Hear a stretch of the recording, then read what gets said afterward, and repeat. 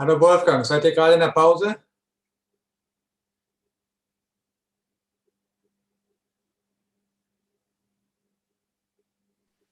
Ja, aber nur 2 Minuten. Okay. Ja, 2 Minuten Pause.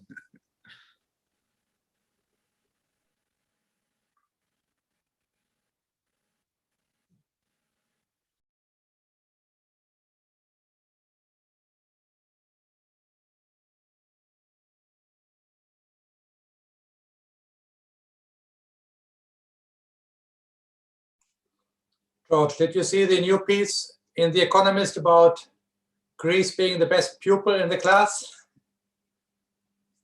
I saw that. It's got a sting in the tail. We are live on YouTube. We are live, indeed. Okay.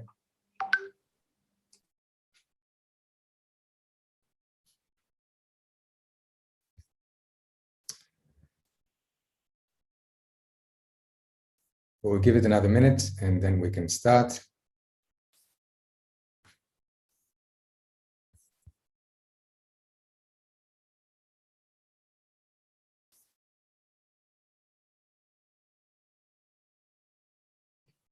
I see Brigid, I see Alex, I see Wolfgang, I see Daniel, and Marco was there.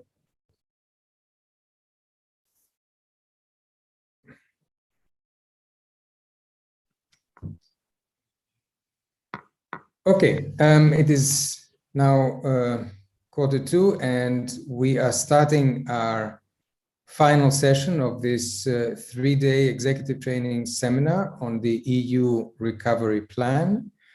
This last session is being live streamed. In contrast to the rest of the seminar, which was closed to participants, we've had about 50 participants coming from national administrations, from EU institutions, from the European Commission, the European Central Bank, the European Stability Mechanism, European Court of Auditors, from different financing organizations. We are grateful to the high-level representatives from the Commission that joined us and helped us discuss and understand better the recovery plan in its different dimensions, the dimension that has to do with the financing, the dimension that has to do with the governance at the EU level, and then the discussion on the national plans, both in terms of their content, their governance requirements, and their implementation challenges. And we've had the opportunity to hear a number of countries discuss their plans and their challenges that they have as they move now to the implementation phase, once these will be approved by the European Commission and by the Council. So with those words of introduction, let's now move to the final panel, which is a panel discussion with a number of people that are very well placed to discuss the forward-looking issues that are that we're all thinking about when we are discussing the recovery plan. We're very happy to welcome Marco Buti, who is the Chief of Cabinet of Commissioner Gentiloni, and before that, for many years, Director General of ECFIN, and somebody who has written extensively on European governance and EMU issues. Welcome, Marco. Daniel Gros has been with us from the first day. Daniel is Distinguished Fellow at CEPS and, of course, headed CEPS for a long time. Brigid Laffan is the head of the Schuman Center at the European University Institute. Unfortunately, not for much longer, as she will be leaving us in a few months. Very happy to welcome Brigid. Jean Pisani-Ferry is the Tommaso Padoa-Schioppa Chair at the UI and also affiliated with Bruegel and the Peterson Institute.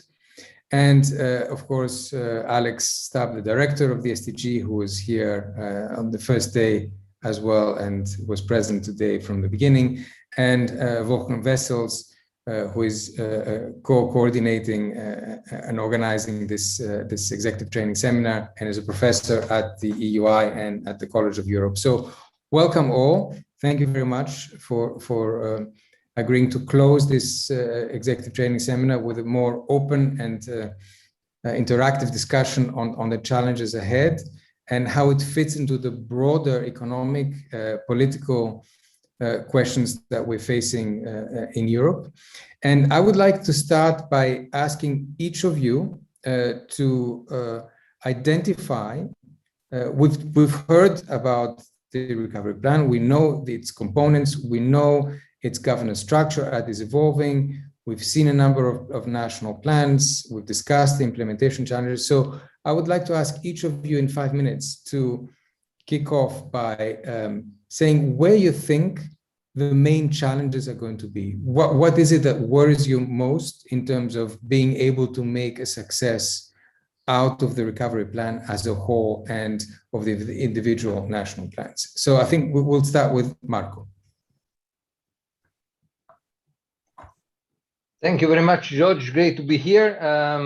I cannot stress enough the importance of events like these ones. I mean, we have many discussions in Europe on these matters, but I think having it in such a structured, such a systematic way, changing also best practices between member states, stimulating each other, I think is absolutely essential, you know, to put flesh on the bones of what may be a momentous change. So big congratulations to the school and to all of you. Now, on your question, let me just go back a moment and then I jump forward. Going back, I mean, this commission came in end of 19 on an agenda setting basis. That was, I think, the clear purpose, European Green Deal, profiling a geopolitical Europe. I remember at the time it was still with, you know, under Trump. And the unexpected came and we had to switch on a crisis management mode, actually having to cross very deep red lines at the national level and having to operate under, in most cases, weak competencies. We are now in what I would call a preference shaping phase. And the design of the national reform programs and now the entering the phase of implementation, because that's what we are going to do in the next couple of weeks, actually, is precisely in that mode there. So looking forward to the next few months, I would retain 3 keywords: trade-offs, implementation, and national politics.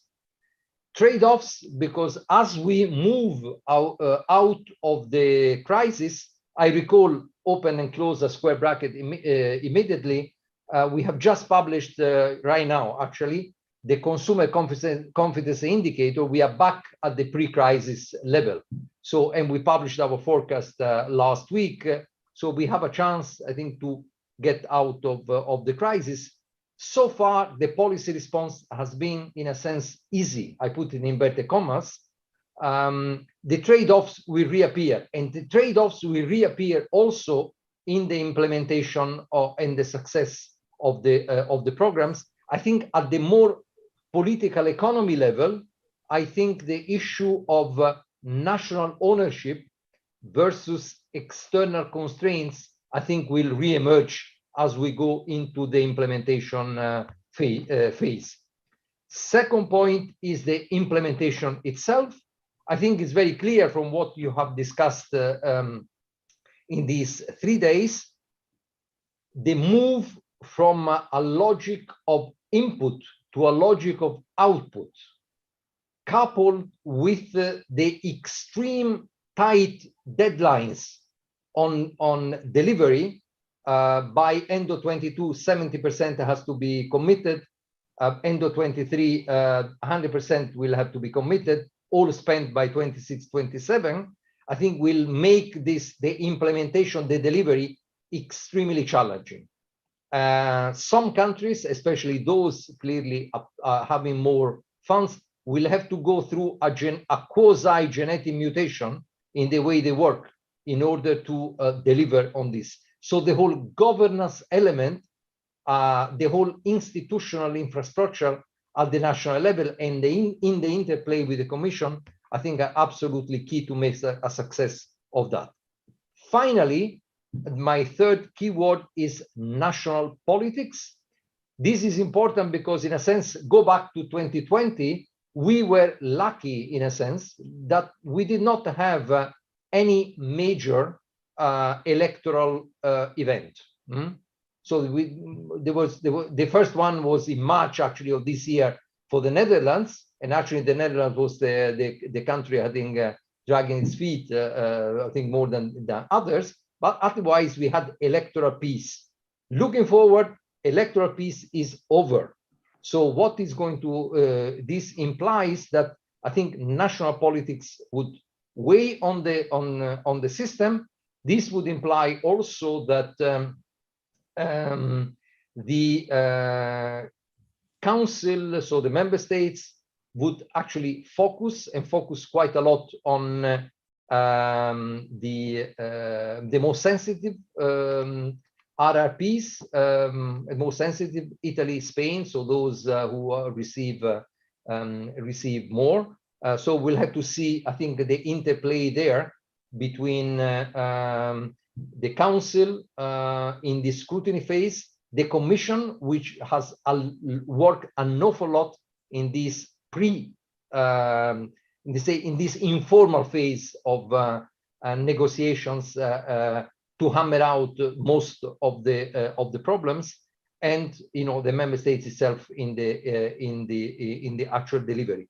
So politics, the shadow of politics, with a bit the typical let's say short-term imperative and high discount rates at the national level, may come in and help or not help according to the different viewpoints. Thank you. Thank you very much. The shadow of politics. Daniel? Thank you, George. It's a pleasure to be again with you. Looking forward, I would say I very much can underline what Marco said, namely the emergence of trade-offs. During last year, budget constraints have disappeared, or last year budget constraints disappeared. Sooner or later, they will come back, and one cannot spend every euro twice. The second point, which Marco mentioned, is also important, and that is the performance-related aspect, or should I say aspiration, of the RRFs. And here, I must say, it will be very difficult, because much of what I would like to see as performance, and I think the Commission also, it's difficult to measure. A more efficient civil justice system in Italy. Having just a new law might not change a lot. Buying more computers, who knows? How do you measure progress? That will be tough, and that I think is very important. How do you measure progress in competition? I think these are the key elements to make the entire endeavor a success. We discussed right at the beginning, money is fungible, and the amount of funds the countries get is small relative to overall public expenditure, but large relative to their present rates of public sector investment. So the two key elements will be to increase the efficiency of overall public expenditure and perhaps also the tax systems, and also to be able to spend rather quickly large sums on investment. And that, of course, is an implementation issue. I think we should not underestimate the difference we have, I think, politically and also practically between East and South. In Eastern Europe, I dare say that the RRF is basically structural funds written large. These countries already get a lot of funds, they get now even more. But in a sense, I don't see much difference between the past and what they're getting now, just the amount, the magnitudes are different. These are countries which still have a rather low density of lots of hard infrastructure. So spending more on that should not be too difficult and should have a certain productivity, given that these countries still have a catch-up potential. In the south, so basically Italy, Spain, there it's more difficult. It's more difficult to find the really efficient infrastructure projects. And as I said earlier, it's also even more important also to make sure that the reforms which create the environment in which these projects can become productive changes. As Marco said, national ownership is really essential. I don't think it can be done through a external pressure. It has to come from inside. So far, the omens are good. The discussions, the sense of the discussions, of political discussions and political forces within these countries has changed. So I think we can be at least be more optimistic or less pessimistic than before. The glass is perhaps more than half full. Thank you, Daniel. A slightly more optimistic view than the one you expressed on the first day with the fungibility argument, but we'll come back to that in the discussion. Can I now turn to Brigid? Good afternoon, everyone, and great to be part of the discussion. Let me use my couple of minutes to talk about two things. One, which has been extensively discussed this afternoon, and that's implementation, but then also the challenge of repaying the loans eventually, because I think that's also a very big ticket item that will have to be handled. So we've been told over the last couple of days that reform is at the heart of the RRF, that it should be guided by the country-specific recommendations. But we know that in the past that those country-specific recommendations were either ignored or only partially ever implemented. So one has to ask what's different this time. And I think obviously the incentive structure has changed because there is a pot of money in the middle of the table, and countries respond to the availability of pots of money to do things. So the incentive structure has changed, but as everyone this afternoon said, implementation continues to be very challenging, and implementation of all reform across time and space has been very challenging and demanding. And one of the things that slightly worries me about everything I've heard this afternoon, so I listened yesterday and I listened again today, is that it strikes me that there's a very, what I would call, engineering approach to governance on display. Very neat diagrams, linear logics, development of a plan, design of the plan, delivery of the plan, and it's very linear. It's as if governance is all about engineering. And of course, we've already heard about trade-offs, but also about the shadow of politics. So I think it would be very important, and it is significant that the Commission has set up a directorate for reform. Finally, after a very, very long history of needing state capacity in the member states, but now intent on helping deliver that.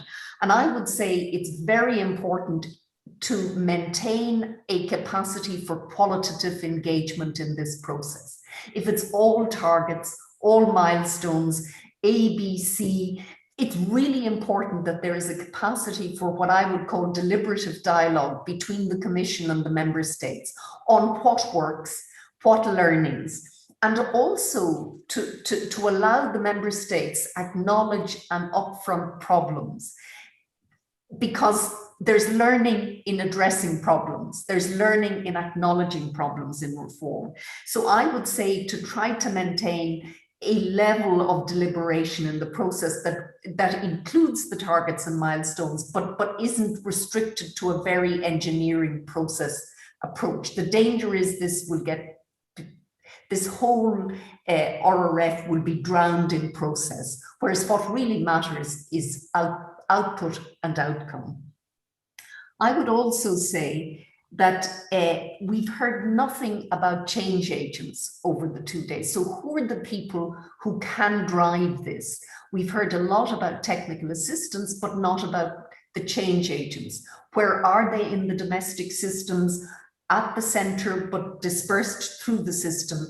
And where does the leadership come from? Because a lot of reform and change is driven by you get a system to a tipping point, and then you begin to see the change. So I would say, if I were to sum up this point, I would say to add a gardening element to the engineering we've heard today. In other words, to prune and plant and to be attentive to learning in the domestic systems, to move them in the right direction, to get them in a virtuous cycle. And then moving on to the repayment issue, that of course is the own resources issue. And we know just how difficult that expanding own resources would be for the EU system. But I think it's absolutely essential. It will be very detrimental to political cohesion in the EU if the repayments have to come from the national contributions, because you will exacerbate contributor beneficiary dynamics in the EU, which has always ruled the budget. So there's got to be additional own resources. And I know the Commission is due to put its proposals on the table. But that's a difficult, highly contested issue for the EU, but one that they can't shirk this time. They've got to find additional resources for the EU budget that are not based on the national key. So I leave it there. Thank you very much, Brigid. Engineering plus gardening, a very nice combination. Can I ask Jean? Yes, thank you. I will, complement things that have been said by others. First of all, perhaps on what Daniel said about the East and South. I think that's very right. And the implication, in a way, is that the test of success or failure of this ambitious program will be what happens in very few countries. And I would say, at the end of the day, it will be judged on the fate of Italy. Italy is the country which is suffering, has been suffering from low growth, from low productivity. It is at the core of the Eurozone a major issue, whether Italy succeeds in reinvigorating its economy or not, whether Prime Minister Draghi succeeds or not. And everybody will look at Italy as a test case, and what happens in other countries will be important, but not as meaningful. Second point on the issue of reforms. I personally think that the country-specific recommendations are less important than what is actually driven by the complementarity between reforms and investment. I think the novelty of the NGU program is this complementarity, is to tell the member states that are receiving funds from the EU, these are a number of directions. Advance these directions requires investment. It also requires reform. And there needs to be a complementarity that's not based on a sort of top-down view of what are the reforms that are needed, but on much more granular approaches of the reforms that are going to ensure the effectiveness of the investments that are going to be made. Let me take an example. we know very well that the green transition requires investment, but it also requires reforms. It requires reform of the way the housing market works. It requires reform of taxation of fossil fuels. It requires reform of, certain cases, sectoral reforms regard the energy sector, and that will be key. So I would hope that more emphasis will be put on this complementarity than on the sort of overall, pre-crisis view of what are the priority reforms. Third point I'd like to make is on the complementarities across member states. A big drawback of the NGU as it emerged from the negotiation is the fact that the whole European public good dimension of the program that was present in the initial Commission proposals was forgotten. And it was forgotten because we had on the one side the countries, the member states wanting to limit the sort of overall amount of the program, and in front of them, those willing to extract as much for them as possible from this program. And the victims were the European public goods. Now, what we are seeing is that in terms of research, in terms of, the example of vaccines is a very, very good example. In terms of competitiveness, in terms of innovation, etc., there are a number of fields in which the EU dimension is essential. And so how to rescue this EU dimension through coordination program that will sort of plug together initiatives that are put in place at the level of the member states is essential. I'm speaking here obviously of the green transition. I'm speaking also of digitalization. I mean, there are numbers of fields. I'm speaking of infrastructure, the number of fields in which you can rescue the European dimension. I think that's going to be vital. Finally, on the own resources, and to react to what Brigid just said, yes, in principle, I agree, but I don't see among the candidates that are being discussed for own resources anything commensurate to the size of what will need to be repaid. The only possibility I've identified is really the ETS, the auction of ETS permits. That would be a meaningful resource. But when we're speaking of, what ministers are speaking of is trivial with respect to the size of the problem. Thank you, Jean. A positive and a negative element. The positive is that what we have is a combination of investments and reforms, which is very different from what we had in the adjustment programs during the crisis, where you had to do the reforms, but money was being taken out rather than being put in. But a negative element in terms of the low bar on all resources. Can I ask now Alex to come in?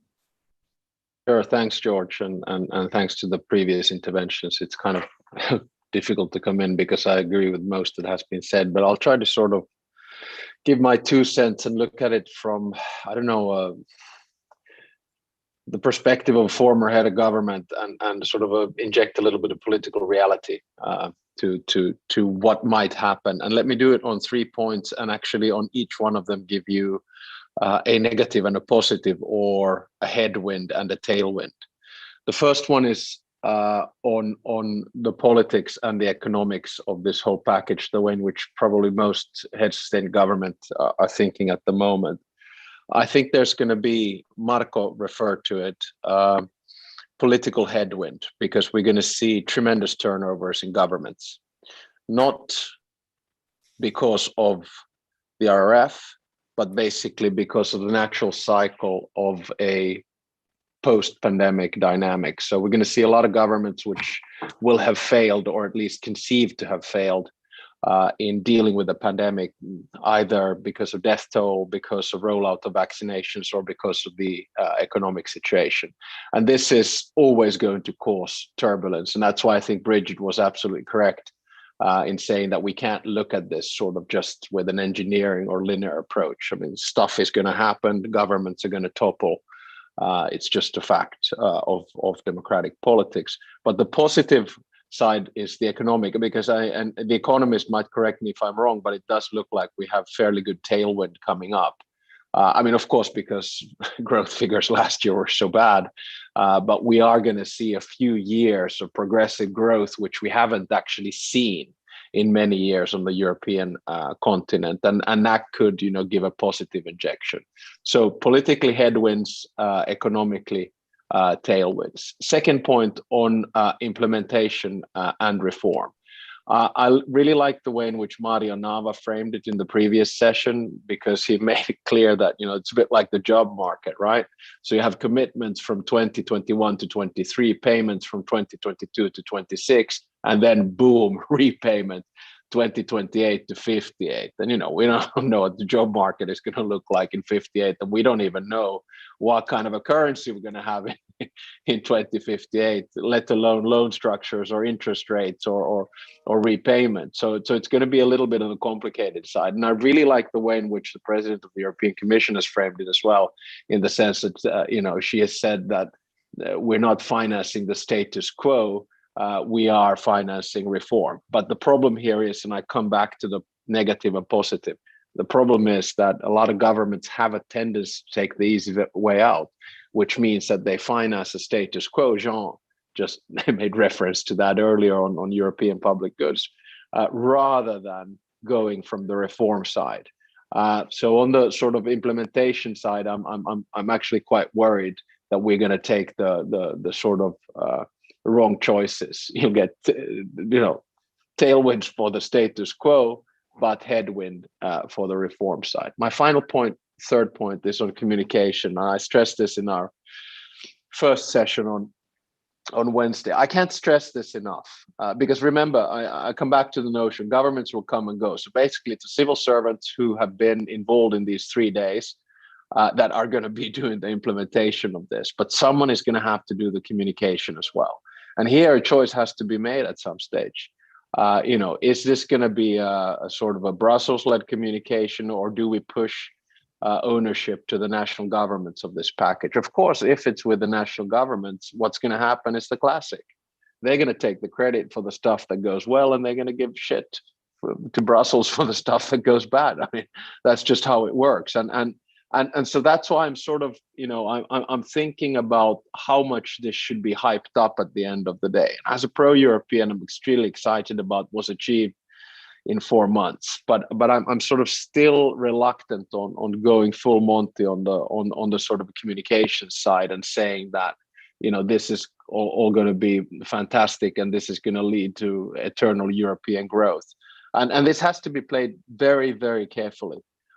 Because, you know, what's going to happen, of course, is that, say, if you have 100 projects in country X, 99 of them are going to be good and, you know, generate growth. One of them is going to go sour and have corruption. That's the one that's going to be communicated.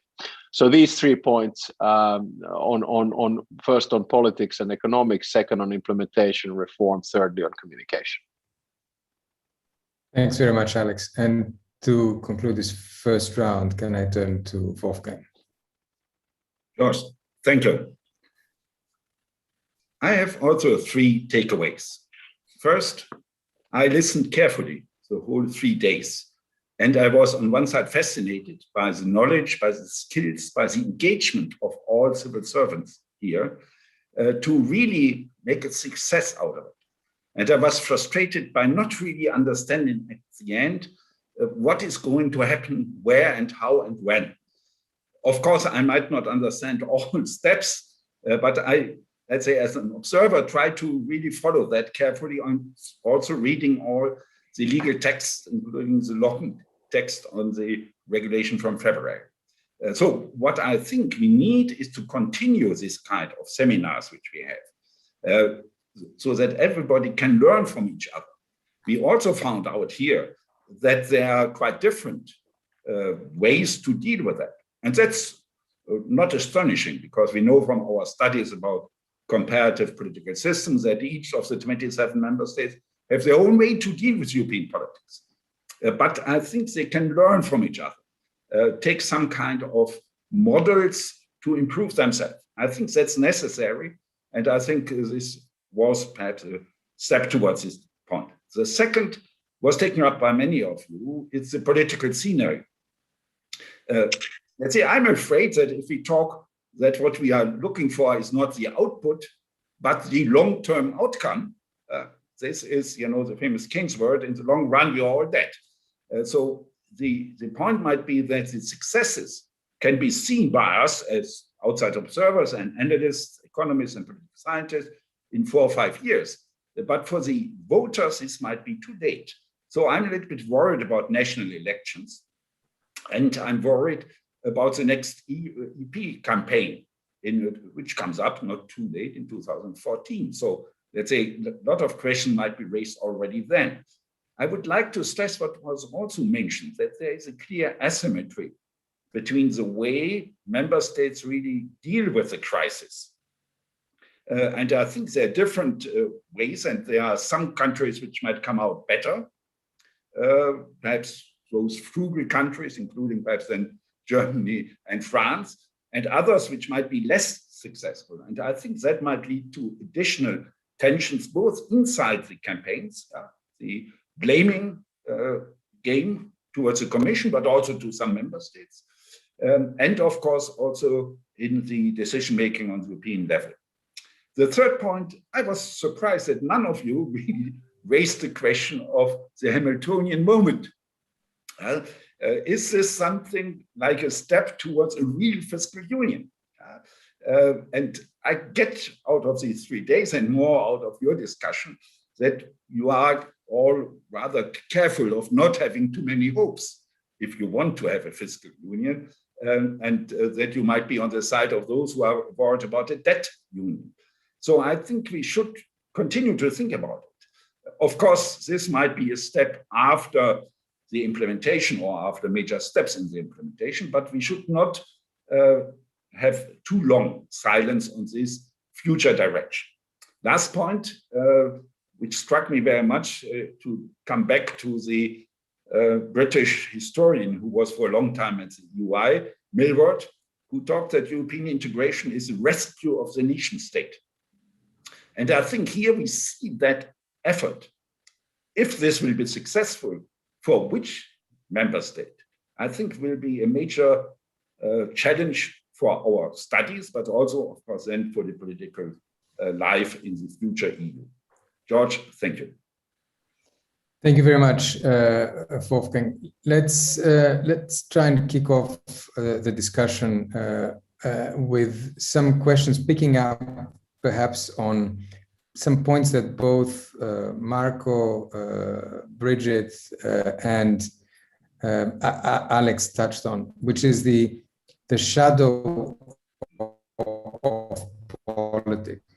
In a certain sense, if I can be a little bit provocative here, we paid dearly in the last crisis the fact that in many member states, there was a general feeling that the TINA doctrine is king. So there is no alternative. There was only one recipe. Governments would change, but the programs were what the programs were. So there is a balance to be had here between the robustness of the underlying program, which is important for its success. So yes, the technical aspects need to be there irrespective of governments, but also some flexibility in terms of adapting to the winds of change, because, Alex made the point very clearly, governments will fall. So the question, and I wonder if I can draw a mark on this one, is how much of this flexibility is embedded into the design of the recovery plan? In other words, is it something that can change along the way? If different governments have, we talk about ownership, but what if there's a government which has slightly different priorities from the previous one? Yes, George. I think there are the two sides to this question here. You put it in, let's say, in seeing this potential flexibility as a good thing. Others would actually fear an awful lot of changing the priorities and being subject to the all the wings of the on the short-term evolution. Okay, now there is a bureaucratic question which I give to you, and you can take it, and then if you like, you can forget it. Which is we are going forward in June with what we call the Council Implementing Decision, so which translates the program and in particular the milestones, targets, and the chrono program for the implementation into a legal decision of the Council, and the Council will adopt that. 8 weeks for the Commission, 4 weeks for the Council, and then we are into the delivery phase. In order to change the priorities, you need to have another Council Implementing Decision, which is which requires a new process let's say adoption. So this is the bureaucratic response. Now I give you I think something which is maybe a complement to this, not a direct answer. And something that I wanted to tell you in the first place, but I'm telling you now, which is politics in the deepest sense of the word. I mean, delivery and success of this cannot be Brigid called it an engineering exercise. It cannot be a technocratic endeavor. I think what we absolutely need, if we want to be transformational in this, is deep ownership at the national level by the general public. This is absolutely essential. Cannot be replaced by the good committee, the list of milestones, or further layers of check. And so on and so forth. So I think deep ownership by the society at large, I think, is absolutely essential. And that, I think, should be, in a sense, robust to possible change in, and political vagaries. I think this may seem a little bit, a pie in the sky, but I think it's essential, because if we do not involve now, it has been a bit difficult because of the short time in the design of the programs. But if the implementation, we do not have ownership of the intermediate bodies, be it institutional, but also social partner, economic actors, etc. And I think this is not going to succeed. So I think ownership in that big, deep sense is, I think, absolutely fundamental if we want to make this a success. But this ownership seems to be lacking in many ways. In most countries, the plans have not been discussed, really. They have rarely gone through parliaments, so there's no democratic scrutiny. And the involvement of social partners is, let's say, spotty, to say the best. And even the actual texts are not there, public in many cases. So yes, there's an issue of timing, but maybe the ownership is not quite there. Alex wanted to come on this. Yeah, I mean, I agree, and that's why I come back to the communication. I mean, just to inject a little bit of the debate in Finland at the moment. The Finnish parliament just passed the fund of the facility, Next Generation Europe, actually quite with a tight margin, with the help of the opposition, 137, 40 something rather, needed 2/3 majority in the parliament and did so. But the narrative right now in Finland is very much that we are, it's again this sort of, completely false debate about North versus South. And we're again in a situation which, has its roots in the financial crisis and the Euro crisis, which George and I were on the opposite side of the fence. And my big worry is that what's going to happen is that in some of these countries, which are looking at this as some kind of an accounting exercise, once again, you're going to start getting this political narrative which lacks complete ownership. And then the governments even start rejecting the whole package. And then if, say, I'm just using, if, as I hope and wish things will happen, things will work out in Italy, then the narrative in these kinds of countries is going to be, well, look, we financed the recovery of Italy, but didn't get anything ourselves. And this again feeds into the hands of, the wrong side of the argument. And this is the one that I'm worrying about. And this is the one that we're missing in the general debate at the moment. And this is dangerous stuff, I think. Daniel had raised his hand, and then Sean, and then Brigid. I wanted to actually make a point to which Alex would be more qualified to reply.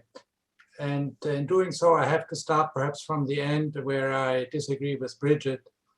I don't think the repayment is an issue, for the simple reason that I don't think this stuff will ever be really repaid. I mean, the loans to individual countries, yes, but the overall loans which the Commission of the EU has taken out, they will, in my view, just be rolled over ad aeternum. Okay, one doesn't know how long in reality, but I think that will always be the path of least resistance to roll that stuff over. And that brings me to the fact that therefore the so-called creditor countries like Finland or Germany, there's really nothing for the taxpayers to worry about, right? And now I come back to this joint thing about communications. If there's not a big communication, people forget about this. Even in Germany, the stuff which the AfD propagated, they're taking our money away, that fades away after a while. You cannot keep that drumbeat up for 7 or 10 years when there's nothing to be paid. So I think if you have a low-key communication, okay, maybe you can contradict me, Alex. I would say the Finnish, and I'm more confident saying the German taxpayer will just forget about it. Okay, we made that little transfer to the Southerns. Let's see what came out of it. But I don't think that will be the biggest deal for them. Jean? I hope you're right. I'm just scared that, we're going to go back into this again. That's why I think the stuff that Marco has been writing, also actually together with George, and comparing and contrasting the two crises has been very good, but we just need to communicate that in a simple fashion. Otherwise, we might get stuck again. Jean? On political ownership, it's evidently very hard. I mean, we have to distinguish between the type of political ownership in creditor countries and recipient countries. I mean, the first case, there will be certainly, as Alex was saying, I mean, there will certainly be scandals here and there. The important thing is that there is something to show at some point. I mean, something tangible. You can say, this is what this money delivered. And I think you've got to know what you want in the end to be able to show. And in recipient countries, again, I mean, I think what's important is to pick a fight, to say this money is for something. And here are the priorities, and here is what the EU is fighting for in bringing this money.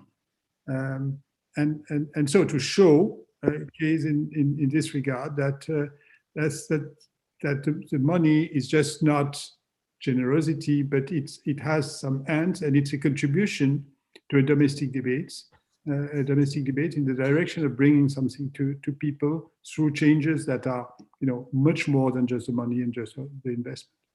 But that requires an ability to sort of engage in the debate. I mean, political ownership will not come through a technocratic process. Political ownership requires a political process. Brigid? So I think on it requires political communication, and it requires political communication not just at member state level, but also the EU itself. The Brussels collective has to fight for what it has put on the table, and it's got to say this is about the immediate recovery from the pandemic, but also we're trying to support the forward transformations that are needed in all of our economies, with digital, with the green, etc. And there's a very strong persuasive set of arguments to make that can resonate with the population. I mean, people do know that the digital transformation is there, and also green, and there's tremendous support for it. I think then at domestic level, it's also the cues of governments, but also all political parties, because populations take their cues, political cues, from parties. And so that's really, really important. But I would say not just the Commission, but I would say collectively, the European collective can't say that this is all about national communication. There is a very important European transnational dimension, and it has to come out. Can I just add 2 fingers on that? Should it be then? I mean, let me draw a parallel here with the debate on the vaccines, right? You know, the Commission, and Marco, I'm pushing this in your direction. The Commission was very reluctant in the beginning to take credit for what it did, right? It got the procurement for the vaccines, it started the rollout, and we are by far the best in the world at the moment. But the Commission was sort of staying away, not only from how well they rolled them out internally inside the European Union, but from the fact that we're now the European pharmacy and are exporting. So, I mean, should the Commission be more sort of aggressive on its communication on this? Is that the solution? Okay, now Marco, it's all up to you, man. Marco, I think you have a cue there. Look, I don't know. Let me not enter into the vaccine thing here. But I find that there is a negative undertone here prevailing, which I do not agree with. Okay, first of all, George, I agree, and I said it myself. There has not been, I think, sufficient involvement in many countries of the society, let's put it like that, in the elaboration of the programs. I think fair enough. That I think is, but when we come now into the implementation, I think we can change the pattern here, and that must be changed. Second, on Alex and the North-South division, I see. First of all, I think if we are successful, and the second R here, which is the resilience element, counts more than the first R. So the more collected to reforms, because there will be, you know, some countries will look essentially at that. To what extent you remove deep-seated bottlenecks of, you know, preventing growth in Italy? I think that would be. I think this is going to be key in recreating that trust that is needed in order to overcome this division, and this also bridges a bit to what Wolfgang asked before, whether this is a more, okay, call it Hamiltonian or call it something else, a more, let's say, structured development and not a huge one-off. So I think that rebuilding trust is essential, but I would not identify the preferences of governments with the preferences of population. If you look at Eurobarometers, you look at other surveys, actually, even in frugal and traditionally skeptical countries, there is support for this type of I think, of endeavor and initiative. So I think is I mean, yes, obviously less than in other countries, but there is still a strong support for this. We are, I mean, the narrative on the pandemics that we are all in this together. There is a question of life and death.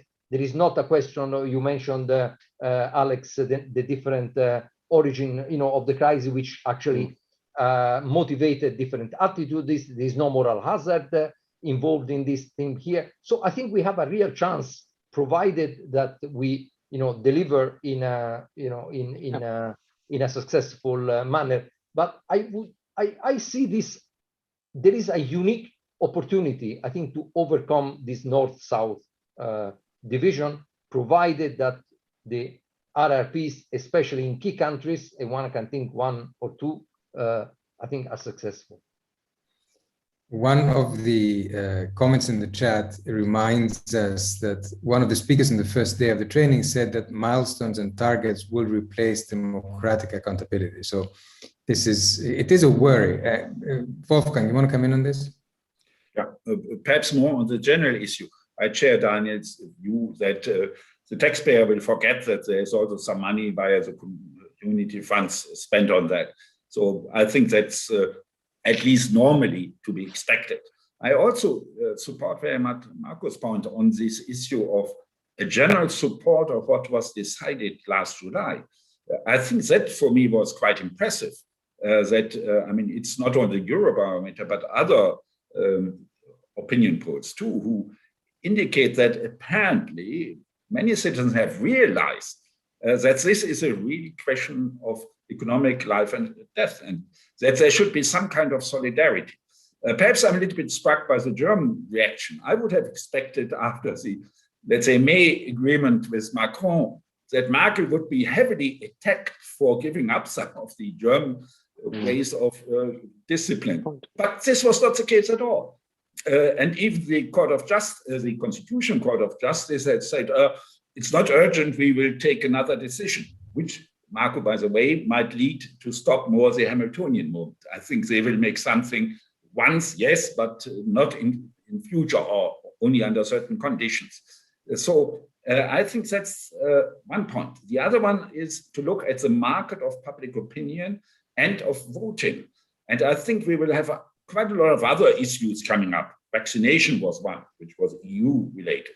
There will be others which will be very important coming up, which partly are EU related, but partly might be in quite different directions. For example, the question of Islamic cultures in many of our member states. I just mentioned one as an issue which might come up again and again. So, and in this market, we see where the EU dimension is. I personally think we should really be proud and show that apparently the 27 were able to really launch this kind of very ambitious and comprehensive package. And then, of course, we will see later on how this works step by step. But if I see how many projects are planned in each country, I don't know if normal citizens like myself will still be aware where the EU money is flowing into it. There might be some very good cases which might be then put up in the press, but many things might work hopefully by itself or by the administrations and perhaps the economic actors without too many public attention. So I think we are at the moment of looking very forward to have a careful study to see how this is applied and what this means also for the public perception of that. George, thank you. Thanks, Wolfgang. Daniel, you wanted to come in on this? Yeah, I'm happy that Wolfgang confirms my suspicion that the German taxpayer hasn't paid anything. These are just guarantees given for something which might be repaid in 20, 30 years. And you can't keep a lot of excitement about that for a long time. He didn't pay anything for Greece either, Daniel. I know, and that's why it died down after a while, right? They look very... But hey, I have an anecdote on that, Daniel, and this is good. But you remember the Finns wanted collateral, right? Yeah. Well, because of interest rates, you know what happened? The admin cost of that collateral has actually ended up costing more for Finland than what they got. Just a little side note on this. I told you this from the very beginning, but you wouldn't listen. I wasn't finance minister, man. I'm washing my hands off this one.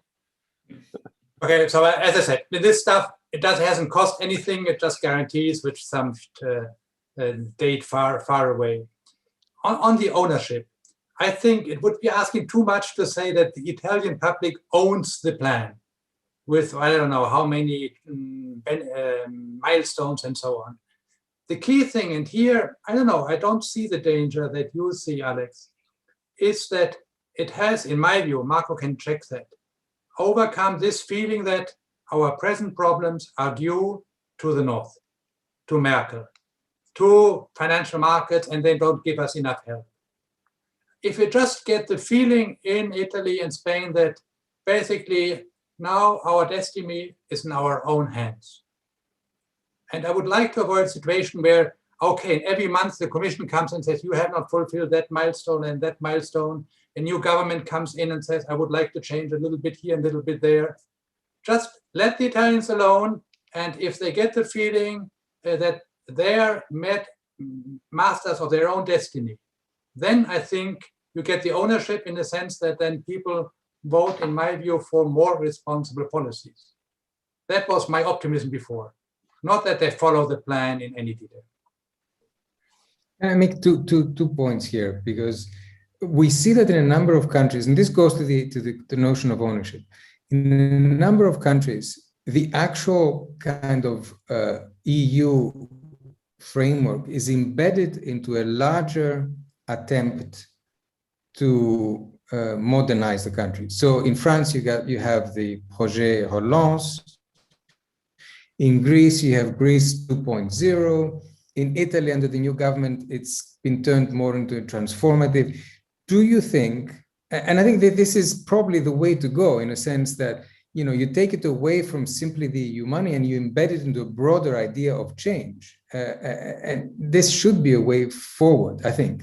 So that's one comment, if you could say something about that. And the second one is that, okay, this is good as far as the long term, the medium and long term is concerned, but we're coming out of the crisis, and unless people see a result fairly quickly, even the best intentions there will be a gap between the intentions and reality. So the question here is, given that in a number of countries, the disbursement will start later, are we covered enough with the short term? There was a Bruegel report yesterday that noted the huge disparity in growth rates to be expected in the next few years, with Italy being at the bottom and other countries being on this. So are we in a danger of, rather than bringing together rather than have more convergence as a result of this, having more divergence in the immediate future, and therefore undermining the whole essence of the plan? I think Brigid had her virtual hand first, and then Jean follows. So I won't respond to your question on growth rates. I'm not an economist. But I do think your first point about these plans already have and can have a mobilizing effect at domestic level, a mobilizing effect for those within the public administration, public policy systems who want change, the change agents, and all countries and all public institutions have those who are more in favor of change than others. So the mobilizing impact. And if that then becomes a project for the country's future embedded in a European future, then that's a virtuous cycle. So the question is, will these processes and plans generate a virtuous cycle? That really is what we have to watch for. And anything that generates a virtuous cycle is a good thing. Thank you. Jean? There's an old paper by Barry Eichengreen on the Marshall Plan. And the point he's making is that the Marshall Plan, quantitatively, is you can't explain what happened in Europe after the war with the size of the Marshall Plan. The overall size of the Marshall Plan was about 2.5% of then GDP of the recipient countries. So, you know, there's a sort of very strong recovery there was, and this transition from a low growth path to a high growth path cannot be explained by the sheer size of the plan. And the point he's making is that what happened with the Marshall Plan is that it changed the political economy of the discussion. And instead of, you know, being a discussion about how to distribute what remained after the war, which was virtually nothing everywhere, it sort of pushed the discussion into how to grow and how to sort of project the conflict into distributional conflicts over what comes out of growth. But there was an alliance for growth that was built out of this mess. And that's exactly what I think would be the criterion for success of this plan, to sort of help change and break the deadlock in some cases that leads to stagnation. So I think if you frame it this way, it leads you to sort of have a slightly different view with numbers, being meaningful, but what is the political discussion about priorities in the countries being even more important. And that's exactly what you said, George, when you said, it has to be embedded in a national plan, in a national ambition that commands some, support domestically. And with your being on your side, in a way. Marco, you want to come in this? Okay. Yeah. Yeah, no, I think, no, I mean, Jean said actually what I wanted to say. I wanted to give a different example of a different dynamics, but if you go back to the 1992 project, so the creation of the single market, we had the 1985, the white paper, etc. I mean, we had an ex-ante impact of that in the second half of the 1980s. It was not the only one. Obviously, we should not. I mean, there was the oil counter shock, was a huge supply side shock there. Clearly, it was not the only one. But the element of positive dynamics created by the 1992, I think, was felt beforehand. So I think what we should try to do is now that we are, bouncing back from the crisis, to nourish that, to make it, self-fulfilling by, making the right choices. I think, George, I understand your point. I think it's not particularly relevant the fact that you have the payments actually coming a bit later, not immediately. I think this is not an issue. I mean, what the member states can do, I mean, they can start with the investment reforms they will have actually to start immediately. Then if the payments or the things come in 22 or 23, I think this is it is largely irrelevant. I think obviously they have to come eventually, but it's not the fact that you have you do have a bit of a sort of a delayed payments is going to bring huge problems. I think so. The important thing would be that as we go through with the first 12 programs in June, they will be adopted by the Commission mid second half of June. I think they can be adopted eventually by the Council in the course of July. I think this can give the impulse already to start implementing. And once you will start to see the actual milestones, I think I was looking at those for Italy in the next few months, you can see, I mean, the transformational element is actually there. Obviously, provided that there is delivery, but there are things that have been on the table, being discussed for a very long time, and now there is a commitment to actually do this, these reforms, which are, I think, I mean, we can truly define them as systemic. You're right about the larger countries, and certainly the ones that have already started to spend. I mean, we heard from a number of them already that they will use those funds to sort of pay back, in a certain sense, part of what they will have already spent. But my question is a little bit broader in terms of the overall fiscal stance that we have as a union at the moment. Is it aggressive enough? I mean, I will go back to the comparison with the US, where a lot of you have talked about, and some of you have been critical of the US going overboard. But if you look at the growth figures for the US over the next few years, and if you look at the growth projections for the EU, there's a huge gap there. So are we doing enough? Daniel, since you were smiling, I think you need to take this first. Yesterday evening, I was in a meeting with Jean and Olivier Blanchard on exactly this issue, where Olivier said, as you know, that what the US is doing excessive. I think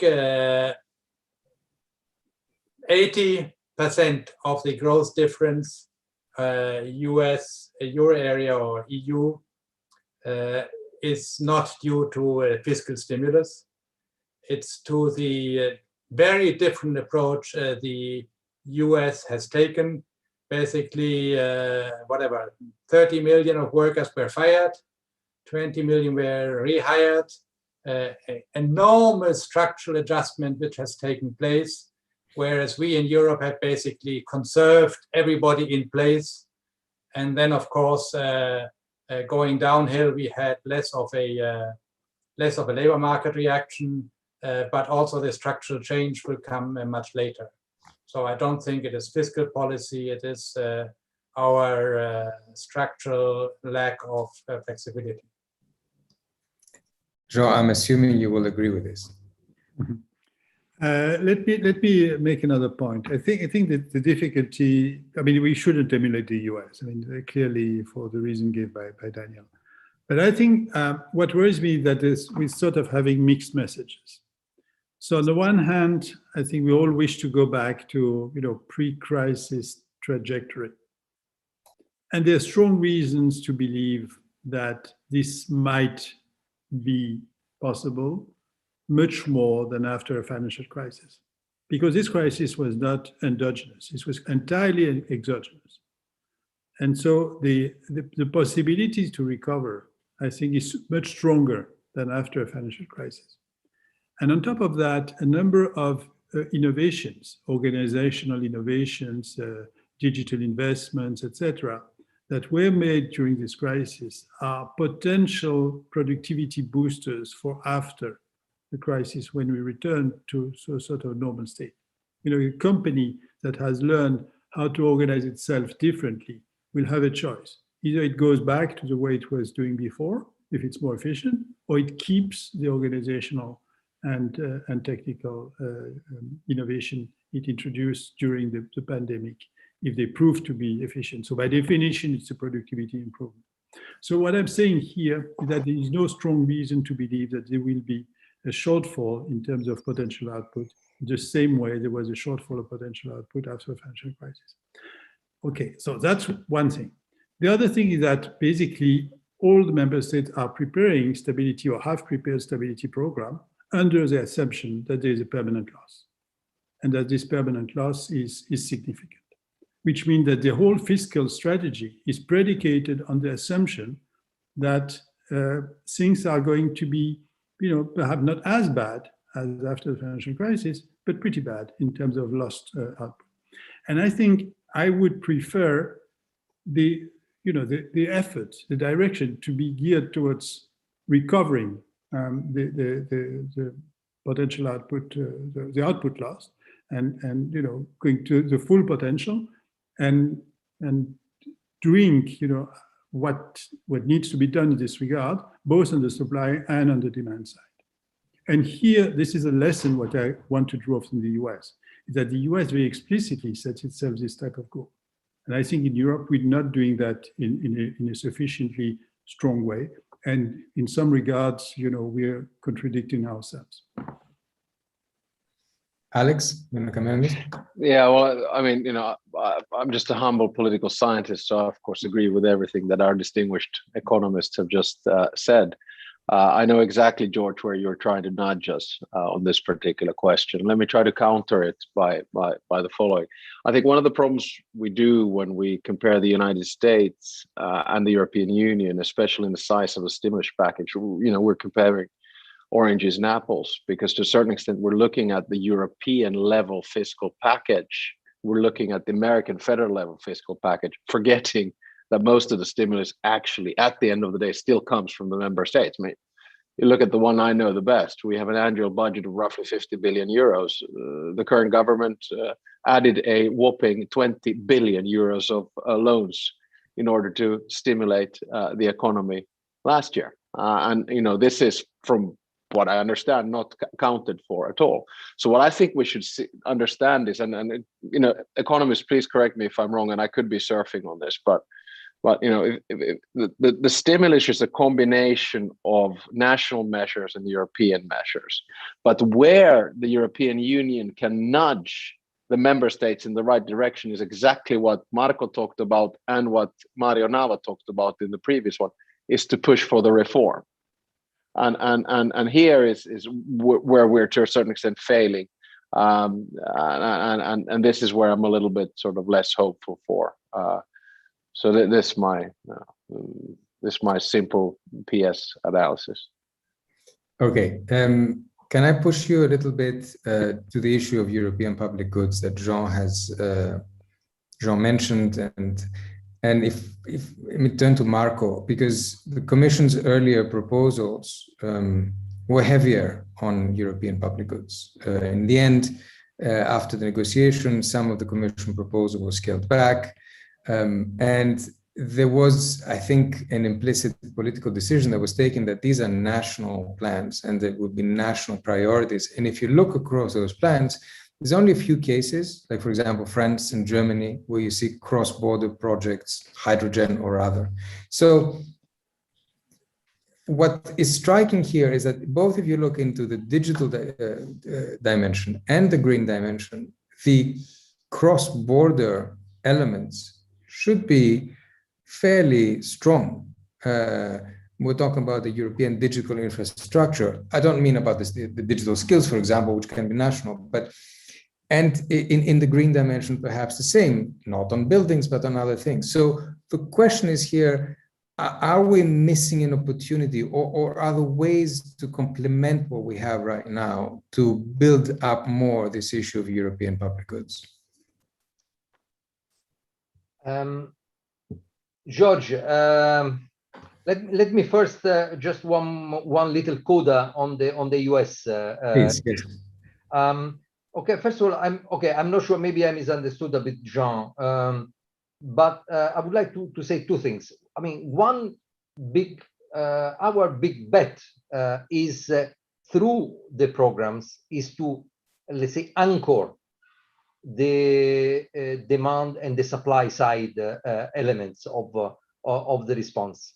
So I think that would be, if we succeed, I think we are going to have this element of consistency, I think, coming together. On the US, I think leave aside the issue of multipliers, what they do and all the rest. To a certain extent, the delta, they are larger than us. And even if you allow, Alex, the national response, I think they are going to be larger. Delta, yes. Level, I mean, if you look at the what the 3 trillion of Biden on the building or infrastructure, also on the social side, the US is going to end up being more European than they were before. So I think it is this. So in a sense, let's not. Theodore Roosevelt, comparison is the thief of joy. But let's do that in a way that is looks a bit in the overall overall manner, and not just the simple stance of the of the fiscal policy. Now on your public good, I think, George, you are right, and I think it was mentioned before. I mean, in the heat of the negotiations, what falls, I think Jean mentioned it before, is those that cannot be attributed ex ante. So that was what happened in July 2020. So the Commission, through the proposal of flagships, tried in a sense to reconstruct somehow bottom up the public goods. I think there will be some out of the programs from spontaneous germination in a sense, but there will be less than what one would have hoped for. And I think it would be important as we come to the implementation of the plans, where there is the natural synergy and where spillovers are clearly, evident, and they are absolutely, we absolutely need to encompass them. I think to make sure that the countries coordinated efforts, and us, we are going to be there in order to help that. But one has to acknowledge a bit, in a sense, a bit the original sin of this enterprise.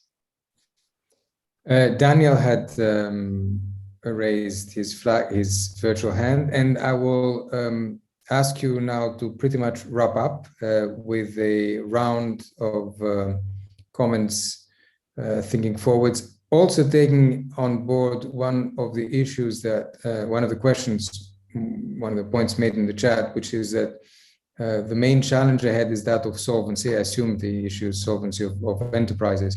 In this regard, it's sad that the solvency support instrument proposed by the Commission has not been retained. So let's go. Daniel, do you want to have a point on the previous, or do you want?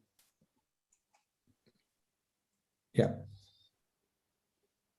Yeah, I mean, I raised my flag, just a very short postscriptum to the comparison with the US.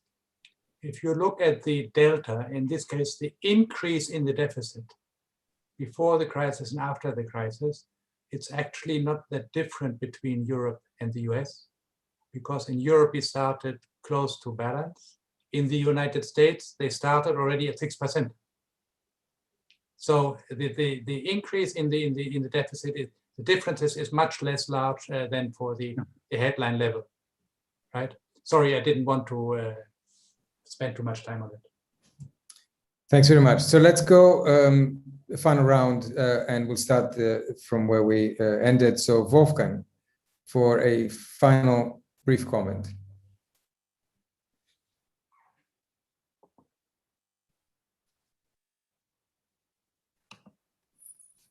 I think we touched on a lot of issues and problems and challenges. I just wonder when we should take some kind of interim balance sheet and then discuss what to do next. Where are we then in, for example, getting support for the overall package? I agree totally that we can't do it for all projects. Nobody can follow that sufficiently. And so where are we in the integration process? I mean, we have this debate about the conference for the future of Europe. We didn't mention that at all. I don't know if this will be any success or makes any major difference. But the debate about the future of the EU is there and will be coming up again and again. So where are we with our analysis of the package? I think we should somehow link that and see what are the lessons. And I come back to this issue of Hamiltonian moment. Not that I'm, say, supporting this kind of idea, which I think was a rather strange analogy, but let's say the issue is, will that lead to more and hopefully better Europe? Or is this a one-time exercise and at the end we even don't know if this was successful and might be forgotten in the books of historians, like perhaps one or the other elements like the ESM after the crisis of the sovereign debt crisis. So I think we need to look back at a certain moment for looking forward. Thank you, George. Thanks very much, Wolfgang. Alex. Thanks. Yeah, a personal note and a substantive note. The personal note is I just realized it's quite exciting to be on this panel because both Wolfgang and Brigid were my professors at the College of Europe in Bruges, 1994-95. Then Marco and I worked together for Prodi, early 2000. Daniel and Jean, I've of course followed throughout different think tank things. And then George, you and I did politics together about 2010.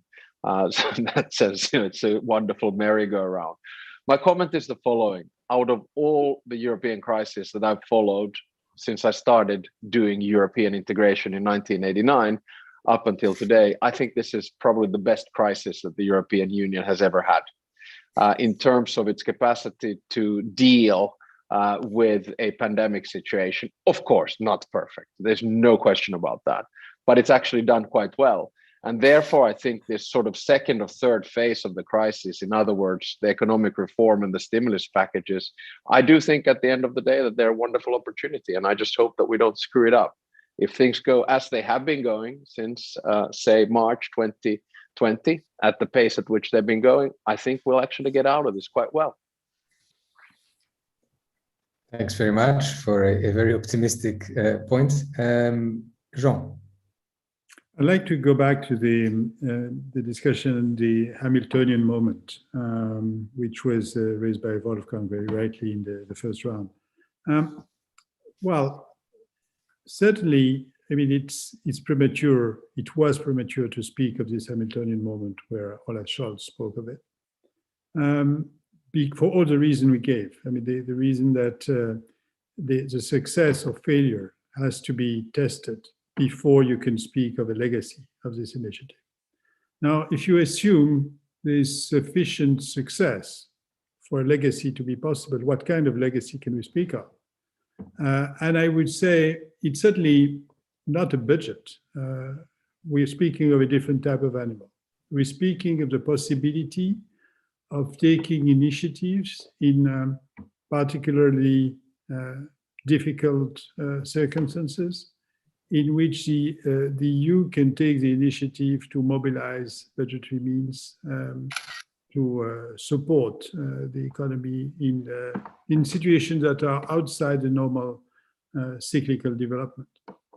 And that might well be useful or necessary if we remain in the type of environment we're in terms of very low interest rate, limited effectiveness of monetary policy, constraints on national budgets, etc. The question then will be, do we have the legal basis to do something of the sort? And when I look at the way NGU was constructed, it's a very sui generis way of building an instrument of this sort.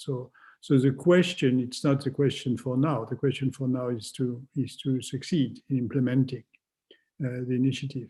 The question for the future will be, can there be a stronger, more stable, more permanent legal basis for an initiative, for initiatives of this sort that wouldn't be, a sort of yearly budget, but would be the possibility of having recourse to an instrument, not unlike the resilience and recovery facility. Thank you, Jean. Brigid? So not a Hamiltonian moment, but I think it really is an important moment in the dynamic of European integration. Why? In two senses. One, that the EU did demonstrate collective capacity when needed. And that I don't think anyone would have predicted the February before it happened. No one would have given you 10% chance of this happening. It happened. So collective capacity. Secondly, I think it demonstrated that the EU collectively learned from the Eurozone crisis. It really did grasp the urgency of the situation, and that matters because in terms of Luc Middelaar's view of that, we're now also, the EU has to handle the politics of events and not just the regulation and other areas. So in those two senses, I think it's very important.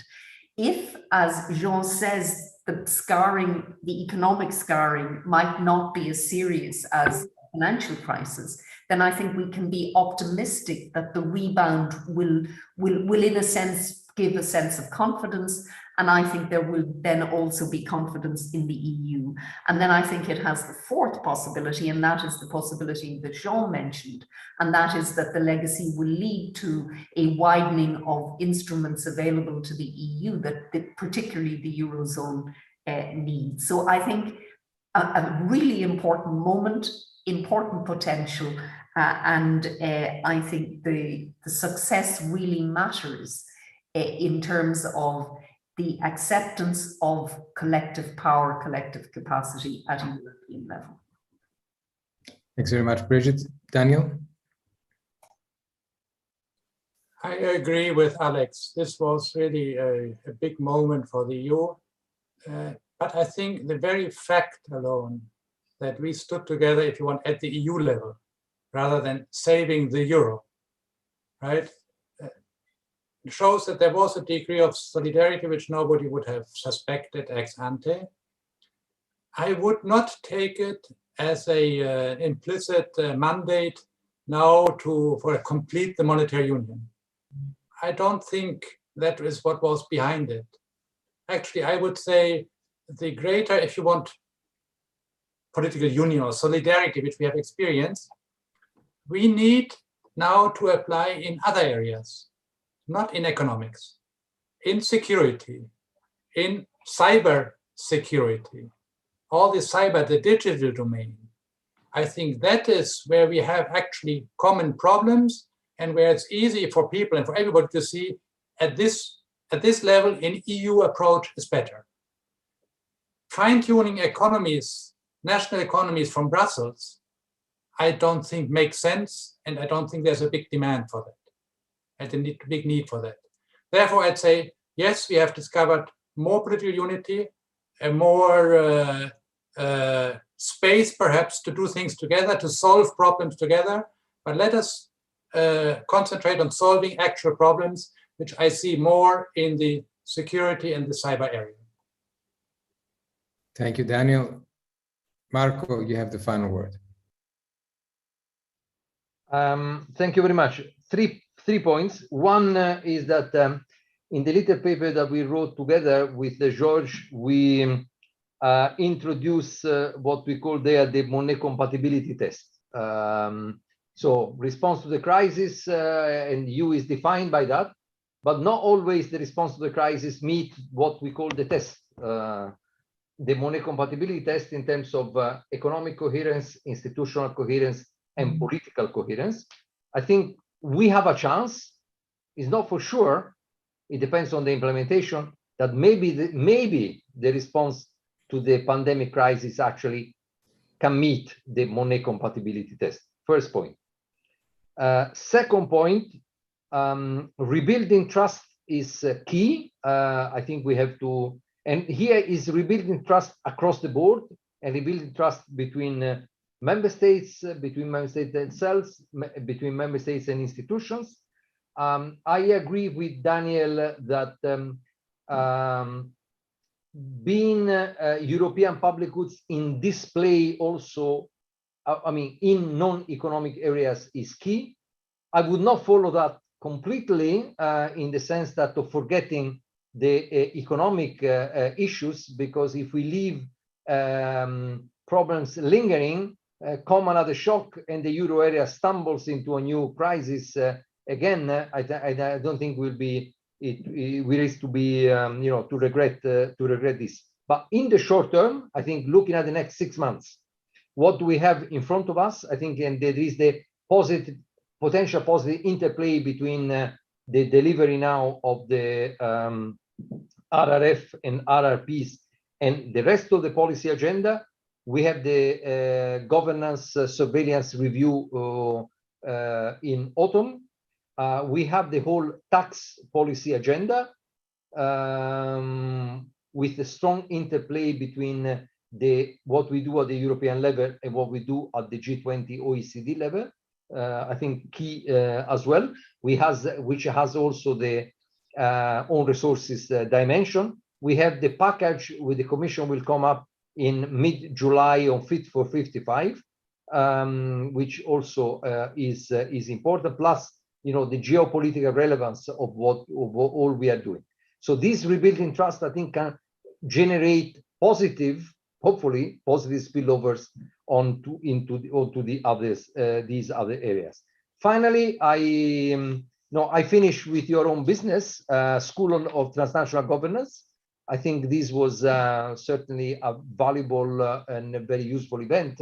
I would actually stimulate and ask you to be a key character in following up the implementation of what is going, you know, at the national level, you know, again, cross-border exchange of experiences, putting together officials, you know, pushing them to internalize what others are doing and to create this common humus, I think is important. So you have a potentially important role in this. You can be the hub for the let's say extracting the common gist out of this. I could not think of a better conclusion to this panel and to these 3 days. Let me first thank all of you for what has been a really interesting conversation. Thank all the participants who sat through 3 days of what we would like to think was useful and informative. And we will certainly continue on the path of what Marco Buti just said in terms of providing this kind of forum for peer exchanges now that we're coming into the crucial phase of implementation of the recovery plan. So with that, many thanks to all, and have